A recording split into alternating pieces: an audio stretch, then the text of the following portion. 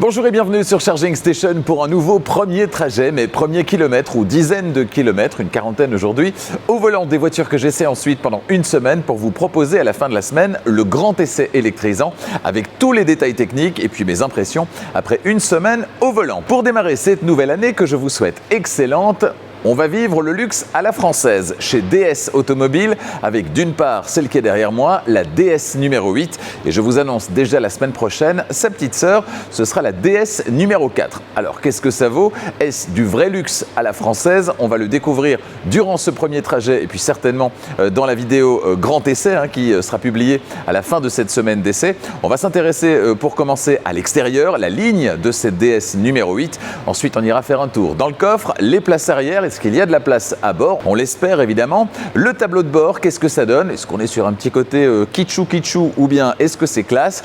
Eh bien, on le découvre ensemble dans un instant. Et puis, mes impressions au volant, mes toutes premières impressions. Aujourd'hui, le paysage est particulièrement enneigé, vous le verrez peut-être pendant la vidéo. Bon, allez, on démarre sans plus tarder avec l'extérieur. Allez, on démarre avec l'extérieur. Qu'est-ce que ça donne? Eh bien, franchement, je la trouve plutôt élégante, cette DS numéro 8, avec un avant qui est très dynamique sans en faire des tonnes, une signature lumineuse qui est assez élégante. Alors, de profil, on remarque d'abord les jantes. Je ne suis pas vraiment fan des jantes de cette voiture d'essai, mais il y a d'autres choix disponibles, évidemment. Ce qu'on remarque surtout de profil, c'est cette chute de toit ici à l'arrière. Un petit look un peu différent, et c'est vrai que cette DS numéro 8 ne ressemble à aucune autre voiture. Et ça, c'est plutôt un point qui est très positif. Signature lumineuse à l'arrière selon le même principe, ici. Et puis DS Automobile, ainsi que numéro 8 qui s'écrit en grand ici sur le haillon, puisqu'on a bien un haillon sur cette voiture. Dites-moi ce que vous en pensez dans les commentaires de l'extérieur de cette voiture. Est-ce que vous la trouvez élégante? Je peux vous la montrer en noir aussi, puisque dans ce showroom, il y a également un exemplaire noir. Voilà donc ce que ça donne en noir. C'est tout de suite plus présidentiel, si vous voyez ce que je veux dire. Avec un intérieur marron ici d'ailleurs qui est du plus bel effet. Et des jantes que je trouve très sympathiques. Bon allez, on retourne sur notre exemplaire à nous. On remarque au passage les poignées affleurantes. Et puis également, et ça on ne peut pas la louper, la trappe qui renferme les connecteurs de recharge. Regardez, elle est juste énorme. Elle est très grande. Par contre, la bonne nouvelle, c'est que quand on ouvre, le connecteur du quotidien, connecteur de type 2, il est directement accessible. Il n'y a pas de petit cache à retirer. Et ça, c'est vraiment sympa. L'ouverture du coffre, ça se passe ici en dessous. Ouverture motorisée, évidemment. Alors, l'inconvénient d'avoir cette inclinaison à l'arrière ici, c'est que, évidemment, en hauteur, ce ne sera pas aussi pratique qu'avec d'autres modèles un petit peu plus carrés au niveau de leur ligne. Mais on a quand même des petits aspects pratiques qui sont bien là, notamment ce petit espace ici, derrière ce petit filet de retenue. De l'autre côté, non, il n'y en a pas. Ici, on peut ouvrir, voilà, cet espace sous le plancher qui peut accueillir les câbles de recharge. Voilà, et puis on a une belle profondeur quand même et une banquette arrière fractionnable 40, 20, 40. On a une vraie tablette en dur. Et on referme. Alors j'ai réglé le siège avant, le siège conducteur pour mon 1m90, mon 1m90. Concernant l'ouverture à l'arrière, ça se passe ici, comme ça permet d'avoir une ligne qui est très épurée au niveau de la portière, c'est très bien. Y a-t-il de la place? Eh bien oui, avec le siège avant réglé pour mon 1m90, mon 1m90, eh bien, je peux sans problème m'installer derrière moi. Le petit bémol par contre, c'est que l'angle ici n'est pas très favorable. Vous voyez, j'ai pas la cuisse ici qui repose sur la banquette arrière en raison de la présence du pack de batterie sous le plancher qui fait remonter le plancher et la banquette, on l'a mise le plus bas possible, évidemment, histoire de gagner en hauteur. Et malheureusement, du coup, on a un angle qui est pas très favorable. Donc sur long trajet, ça peut poser problème en termes de confort. Mais pour des personnes moins grandes et sur des moins longs trajets, évidemment, ça ne posera aucun problème. Bon, entre les sièges, rien du tout. Ça veut dire qu'on a un plancher parfaitement plat. On a ici les commandes de climatisation. On a les prises USB qui se trouvent là-bas tout en dessous. Ça, c'est pas très pratique. Je préfère largement une solution à la Hyundai Kia, qui aurait mis les prises ici. Ça, c'est quand même nettement plus accessible. On a ici un grand toit panoramique, alors qui n'est pas ouvrant, mais qui est vraiment très grand, avec, je sais pas si on les voit très bien, mais des stries ici. Et à l'arrière, vous voyez ce que ça donne. Au-dessus des deux passagers arrière, on a cette espèce de forme comme ça qui est finalement amène un petit peu de rythme. C'est pas mal en termes de style, c'est vraiment pas mal. Première chose qui saute aux yeux, c'est cet écran que je trouve particulièrement bien intégré. Alors on verra si son fonctionnement est convaincant, mais en tout cas en termes d'intégration visuelle, je trouve ça vraiment sympa hein, dans la planche de bord, voilà, de l'avoir intégré de cette manière. Alors franchement, je suis pas fan de DS à la base, hein, pas du tout. Je le trouve parfois un petit peu kitsch, hein, le style DS. Mais très honnêtement, ici, je suis agréablement surpris. C'est le volant est sympa également. Voilà ce que ça donne. L'écran instrument derrière le volant. On a un affichage tête haute que vous ne voyez sans doute pas dans cette voiture également. Voilà, on a des parties ici alu. Alors on a une petite recherche quand même au niveau des touches ici, des commandes, de vitre électrique, verrouillage centralisé, etc. La poignée ici pour ouvrir la portière. Puis on n'a pas de piano black, vous voyez, on en a un petit peu sur le volant et ça c'est dommage. Mais ici, on n'a pas de piano black, on a cette surface mat avec ce rétro-éclairage. Et puis ces petits boutons, drive mode ici, volume. Le bouton maison qui ramène d'office sur l'écran par défaut. Petit bémol quand même, c'est juste cette surface ici hein, qui est, je pense, une enceinte hein, du système audio. Le tissu au-dessus n'est pas très bien tendu et donc ça fait quelques bosses. Mais voilà, c'est un petit détail. Pour le reste, franchement, c'est vraiment pas mal. On a des surfaces moussées évidemment en partie supérieure. On a également ce simili-cuir ici qui donne très bien. En partie inférieure ici, c'est moussé également. Franchement, c'est vraiment bien. On s'y sent bien. Même à l'arrêt, j'espère que ce sera le cas également sur la route. Bon, destination à 43 km. Voilà, 43 km, vous les vivez avec moi au volant de cette DS numéro 8. Alors, j'ai un petit peu chipoté avec les boutons, hein, histoire de me familiariser un petit peu avec ce système. Alors, c'est une évolution du système qu'on connaît déjà au sein du groupe Stellantis, mais il y a quand même quelques petites subtilités et je reste persuadé que c'est pas le plus ergonomique du monde, mais bon, vous me direz, tout ça est une question d'habitude. Il y a par contre le petit bouton ici, voiture, qui vous emmène directement sur les raccourcis des ADAS, hein, des systèmes d'aide à la conduite, où vous pouvez directement, et je vais le faire, supprimer l'alerte de dépassement de vitesse. Voilà, donc ça c'est assez sympa, même si un bouton sur le volant, ça reste plus évident, plus ergonomique, mais ça je ne pense pas que ce soit le cas. Ici, le sélecteur de vitesse, qu'on connaît bien lui, hein, pour le coup chez Stellantis. Hop, position marche arrière, les rétroviseurs latéraux s'abaissent. Je recule, je suis sur la neige, voilà. Et maintenant, drive. Et alors, il y a le petit bouton qui, ici, j'imagine, est celui de la conduite à une pédale que j'ai activé, donc. Et effectivement, si j'accélère et puis je lève le pied, la voiture s'arrête. On est donc bien sur une conduite à une pédale. Ça glisse vraiment très fort. Allez, c'est parti pour ce premier trajet au volant de cette DS numéro 8. Première fois que je lève le pied, la récupération d'énergie dans cette position, en tout cas de conduite à une pédale, est assez convaincante. Donc ça, c'est bien. Ça veut dire que je ne vais pas beaucoup toucher au frein durant cette semaine d'essai. C'est tout ce que j'aime. Par contre, ça secoue un peu plus que je ne l'avais imaginé. Le toucher de route est quand même assez viril. Je m'attendais à quelque chose de plus feutré, en tout cas sur cette première impression. Ici par contre, on est arrêté à un feu dans une montée et j'ai levé le pied, la voiture s'est arrêtée et elle se maintient. Donc on a le auto hold qui est activé, donc ça c'est très confortable. On réaccélère. J'aime bien ce volant. Original, mais en fait naturellement il incite à prendre comme ça à gauche et à droite et à avoir une bonne position des mains sur le volant en fait. Alors ici je vais éviter de trop accélérer, c'est une bretelle d'accès à l'autoroute et on va éviter les cabrioles, ce serait moche au bout de 500 mètres. On a beaucoup de douceur hein, au niveau du volant, au niveau des commandes également, les clignotants. C'est très doux, en phase avec ce qu'on attend du modèle. Et l'intégration d'Apple CarPlay, vous le voyez sans doute, est assez convaincante, je trouve. Alors, changement d'autoroute et activation possible, évidemment, de la conduite assistée. Donc, j'ai le choix ici. Assistance désactivée, régulateur de vitesse ou Drive Assist. On va prendre Drive Assist et on va mettre OK. Voilà. Et j'ai possibilité d'avoir également le limiteur de vitesse. Et là, petite subtilité que j'aime bien chez Stellantis, c'est limité à 120. Je suis à 103, la voiture me dit 120 pour l'interrogation, je lui dis OK, et hop, elle adapte la vitesse, c'est pas mal. Alors je ne sais pas du tout quel type de siège c'est, dans quel niveau de finition on se trouve, etc. Donc vous saurez tout ça dans le grand essai, évidemment, à la fin de la semaine d'essai. Mais ce que je peux ressentir là, en tout cas dans cet intérieur, me semble assez convaincant. Il y a quand même un peu de bruit aérodynamique, hein. J'aurais voulu que ce soit... En fait, j'aurais voulu que ce soit un petit peu plus feutré d'un point de vue acoustique.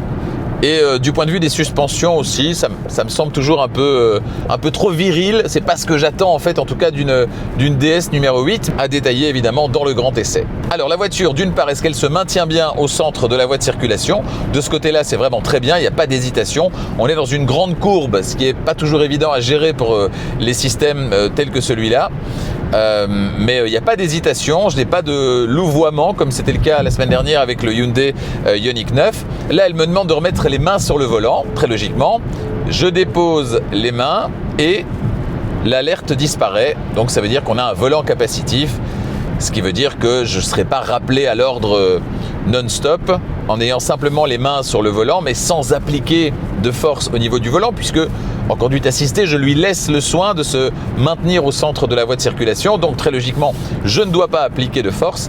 Et ici, pas de problème. Elle sait que je suis là, juste avec les mains posées sur le volant. Je ne dois rien faire d'autre, donc c'est très confortable. Alors ici, on a un grand virage. Du coup, c'est limité à 100 km/h. Et très facilement, la voiture me dit 100, point d'interrogation. Je lui dis oui. Et elle s'adapte. C'est tout con, mais c'est assez confortable en fait. Et c'est marrant parce que dans l'affichage tête haute, j'ai un visuel que j'ai également dans l'écran instrument avec le volant en vert, hein, pour montrer que la voiture maîtrise le centrage sur la voie de circulation. Et en fait, le volant tourne en même temps que le volant. Donc là, j'étais dans une courbe et le volant était comme ça. Petite astuce, voilà. Petit clin d'œil sympa. Là, par contre, c'est limité à 120 km/h. Elle me l'a proposé, mais j'étais distrait. Donc je ne lui ai pas demandé de s'adapter. Je vais donc le faire ici manuellement. Alors une impulsion, c'est 1 km/h supplémentaire. Si je maintiens enfoncé, c'est de 5 en 5. Voilà, 120 km/h. Je viens de remarquer qu'il y a également le dépassement assisté, hein, sur cette voiture. Je ne suis pas fan de ce système, mais puisqu'il est activé là, on va voir ce que ça donne. Alors, clignotant. La voiture me demande de rester attentif et elle change de bande et elle le fait avec beaucoup de douceur. Rien à signaler. Et là, j'ai quelques petits bruits aérodynamiques du côté de la portière, du côté de la vitre de la portière. Ça, c'est un peu dommage. Et alors, je remarque que le passager a également droit à son petit bouton Home, c'est-à-dire le petit bouton qui permet de revenir sur la page par défaut. Voilà, le passager en dispose également ici. Alors, on remarque également qu'on n'est pas embêté par les bips dans tous les sens. Tout m'a l'air bien calibré. J'ai coupé tout à l'heure l'alerte de survitesse. Et heureusement par contre, hein, parce que là, il y a un petit bémol tout de même, c'est que tout à l'heure, j'ai vu apparaître 10 km/h comme vitesse maximale autorisée, ce qui n'était absolument pas le cas. Et si j'avais laissé le système activé, ça aurait bipé pour rien, évidemment, puisqu'on n'était pas limité à 10 km/h dans cette zone-là.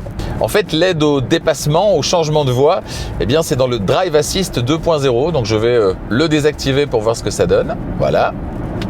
On revient facilement avec le petit raccourci sur Apple CarPlay, c'est très bien. Vous voyez ici, j'ai un revêtement qui est très dégradé. Et donc, j'ai des bruits de roulement qui sont vraiment plus présents dans l'habitacle. Et je ne m'attendais pas à ça de la part d'une DS. Je m'attendais à quelque chose de plus feutré, alors qu'on est sur quelque chose de finalement assez viril. Au-delà du siège, hein, quand on parle de confort, c'est la position en fait tout entière qui est agréable. Donc aussi les accoudoirs qui sont très très bien positionnés. Alors c'est vraiment sympa, je viens de constater, alors qu'il y a beaucoup de sel sur la route, que je n'ai pas de liquide lave-glace dans le réservoir de liquide lave-glace. Donc il y a un moment donné, je vais devoir passer la main à mon avis pour frotter. C'est pas cool. On a également derrière le volant des palettes qui vont permettre de gérer la récupération d'énergie pour peu qu'on n'ait pas choisi, et c'est ce que j'ai fait, la conduite à une pédale directement au niveau du sélecteur de vitesse, puisque là évidemment du coup les palettes sont complètement inopérantes. Par contre, si je retire, là j'ai effectivement une récupération très faible et très faible. J'ai pas bien compris. J'ai pas bien compris le principe. Donc là, c'est faible. Là, c'est ah non, c'est un peu plus fort, mais c'est vraiment très faible. Donc définitivement, heureusement qu'il y a cette touche conduite à une pédale, parce que pour le reste, Franchement, on navigue entre le inexistant, le quasi inexistant et le très très faible. Concernant les palettes derrière le volant, franchement, la différence, elle n'est pas énorme. Hein. Franchement, ces 3 niveaux, je vais dire que ça ne servent pas à grand chose en fait. Hein. Que vous preniez n'importe lequel des 3, ça ne change rien. Donc, autant rester en conduite à une pédale. La grande question, ça va être aussi, est-ce que par exemple, cette conduite à une pédale, elle reste activée d'un trajet à l'autre? On verra ça dans le grand essai, évidemment.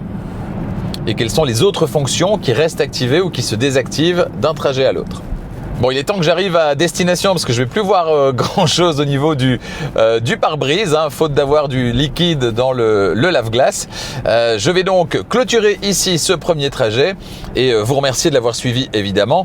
Alors quels sont les points positifs et les points qui le sont peut-être un petit peu moins à bord de cette DS numéro 8? Je dirais qu'au niveau des points positifs, on a le look général, et au-delà du look général, on a l'ambiance générale, voilà, qui pourrait être plus kitsch parce que ça a déjà été plus kitsch chez DS, et en l'occurrence ici, je trouve qu'on est dans la bonne mesure. En termes de finition, c'est plutôt qualitatif, c'est agréable à regarder et à utiliser. Juste le petit bémol là au-dessus, effectivement, où la feutrine gondole un peu, ça c'est un peu dommage.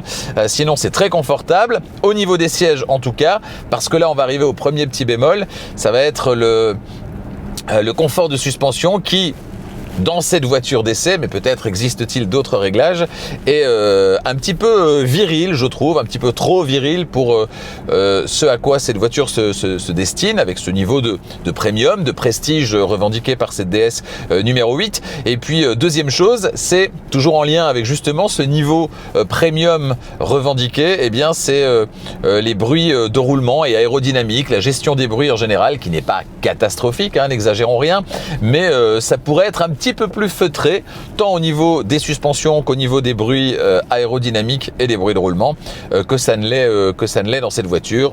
Sinon, on a quelques petites astuces qui sont sympas, hein, comme la suggestion de la vitesse maximale autorisée, du petit basculement, c'est très facile, on accepte avec OK, donc sur long trajet, ça doit être très très agréable. Et puis on a le dépassement assisté, si on le souhaite.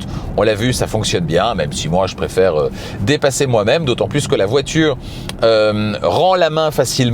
Ça veut dire que les aides à la conduite sont très bien calibrées. Je n'ai entendu durant ce trajet aucun bip insupportable. Aucun. Tout cela est très bien calibré. J'ai juste désactivé l'alerte de survitesse. Alors qu'en sera-t-il évidemment au terme d'une semaine d'essai? Est-ce que je serai toujours aussi positif, hein, globalement positif, ou est-ce que je lui aurais trouvé bien d'autres défauts? Eh bien, vous le saurez dans le grand essai de cette DS numéro 8 qui sortira donc dans quelques jours. N'hésitez pas du coup à vous abonner à Charging Station si ce n'est pas déjà fait, et n'oubliez pas d'activer la clochette des notifications pour être prévenu dès qu'une nouvelle vidéo électrisante est disponible. Il y en aura plein durant cette année 2026, et la prochaine d'ailleurs ce sera la DS numéro 4, je vous l'ai dit. Voilà, un début d'année placé sous le signe du luxe à la française. Je vous retrouve avec grand plaisir dans quelques jours donc pour le grand essai. N'oubliez pas de vous abonner, et si le cœur vous en dit, n'hésitez pas à partager cette vidéo et à mettre un petit pouce, ça aide à faire grandir la chaîne. À bientôt.